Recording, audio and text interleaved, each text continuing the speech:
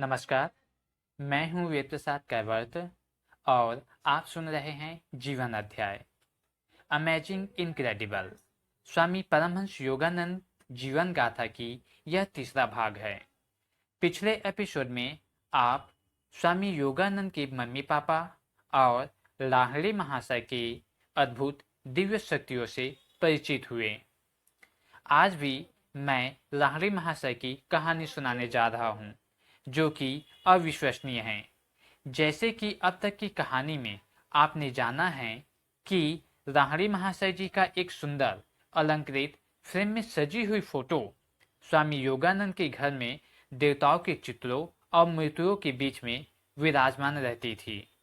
उनकी उस फोटो का स्वामी योगानंद के जीवन में जबरदस्त प्रभाव पड़ा।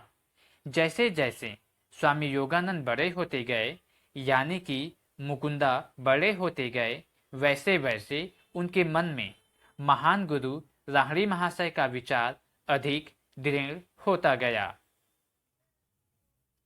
ध्यान में प्रायः मुकुंदा देखा करता कि उनकी छवि उस छोटे से फ्रेम से निकलकर बाहर आ गई है और जीवित रूप धारण कर मुकुंदा के सामने बैठ गई है।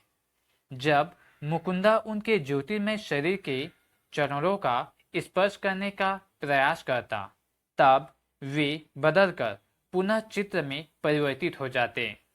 जब मुकुंदा बाल्य अवस्था से किशोर अवस्था में प्रवेश किया, तब मुकुंदा ने देखा कि फ्रेम में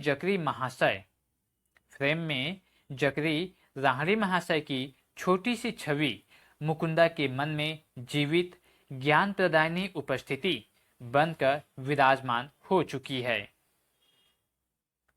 किसी उलझन या परीक्षा की घड़ी में मुकुंदा प्रायः उनसे प्रार्थना करता और अपने अंतर में उनका सांत्वनादायक मार्गदर्शन पाता।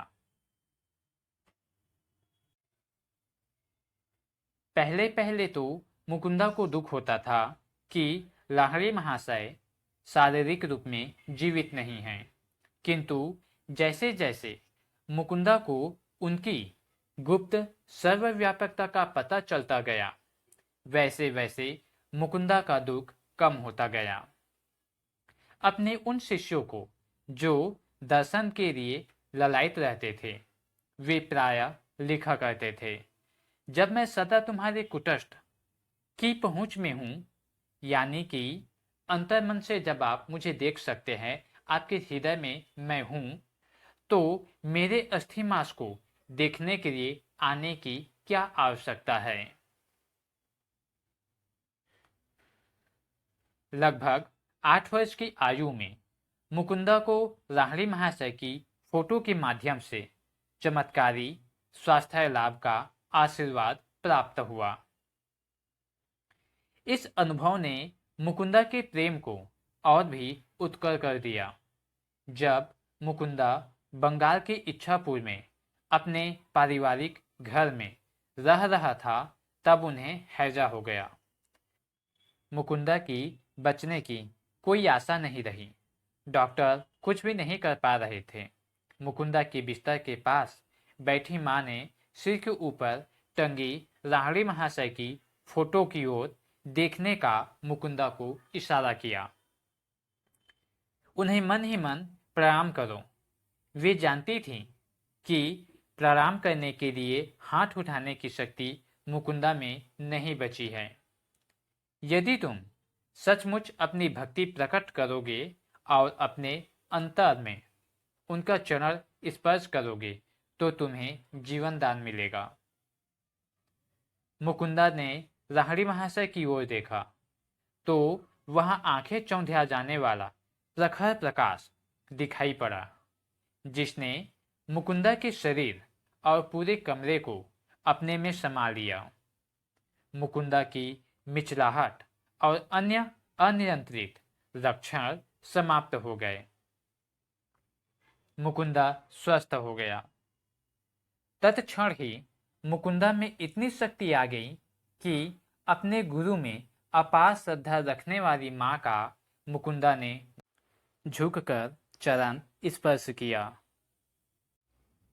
मुकुंदा की माँ बार बार उस छोटी सी फोटो पर अपना माथा टेक रही थी। हे सर्वव्यापी गुरुदेव, मैं आपकी कृतज्ञ हूँ कि आपके आलोक ने मेरे पुत्र को अच्छा कर दिया।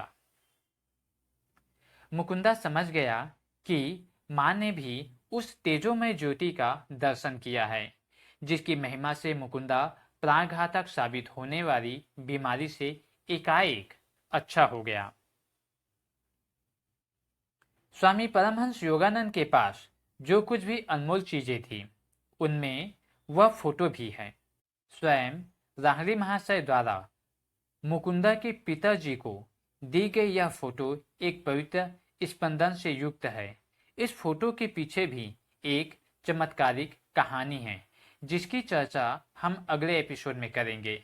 साथ ही साथ राहरी महाशय का वह फोटो आपको अगले एपिसोड में देखने को मिलेगी।